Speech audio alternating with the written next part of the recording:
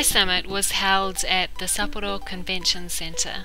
I was really impressed with the venue. On the morning of day one, we went to the press conference. Creative Commons is managing the technical and legal protocol so that all the content pieces can interoperate.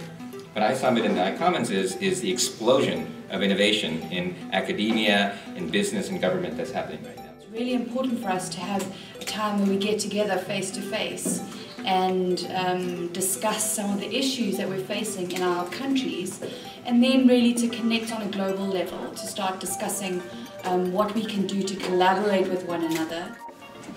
We are extremely happy to host the iCommons Summit 208, which is the first time ever held in Asia. We count over 35 different countries. We have over 200 more participants from overseas, plus 150 or to 200 Japanese local attendees is expected this time. So we have almost 500 people attending this conference for 4 days. After that, we went to the first meeting of the education track. The first session was introductions and goal setting. We got put into groups and introduced our projects and our problems. The Daily English Show faces many challenges, so it wasn't hard to think of something to say. At the end, the small groups reported back to the big group and stuff was written on the board. Wasn't quite sure what the point was, but I enjoyed listening to everyone talking about their projects. The idea is that we set up a university-like social networking system where people interested in similar topics come and they learn together, and we figure out ways how for that learning we can give accreditation. A new public school in the U.S. in the state of Utah that's completely online, grades 9 through 12, it's high school.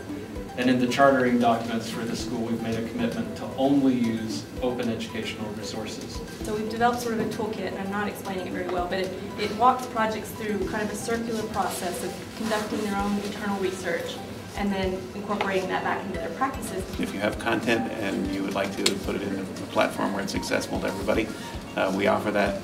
So that's why we want to educate people about how to use web standards. My company is focused on using learning science to help people learn information faster than they could do themselves. My goal is to convince this committee that it has to be an OER. In the afternoon, we went to a session about DIY video, which is basically just a screening of a whole lot of remix videos.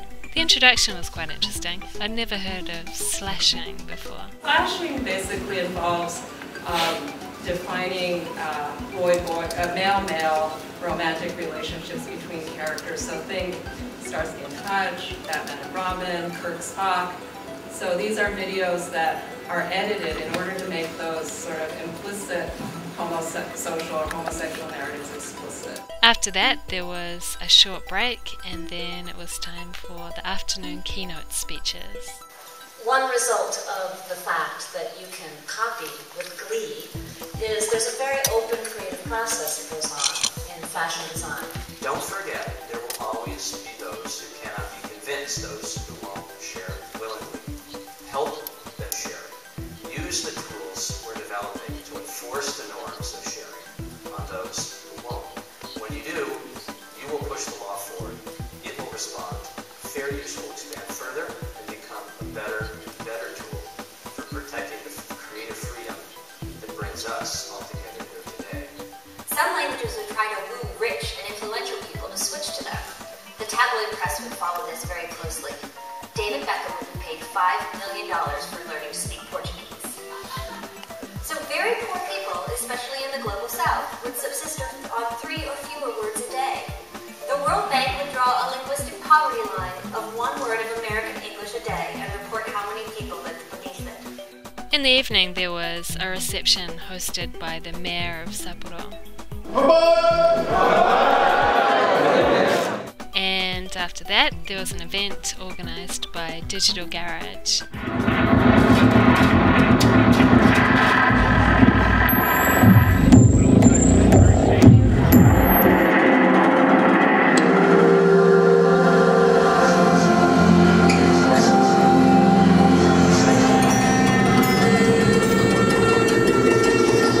I was stoked I finally got to see Orchidab.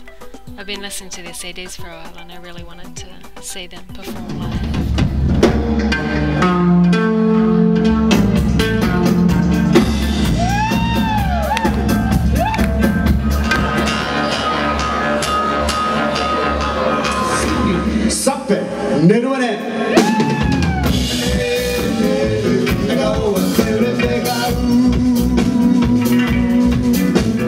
Unfortunately, we were exhausted from summiting all day and had to leave before the end. I had a great day one of iSummit. The speeches and sessions were interesting, but the best part was all the interesting people I talked to between the sessions.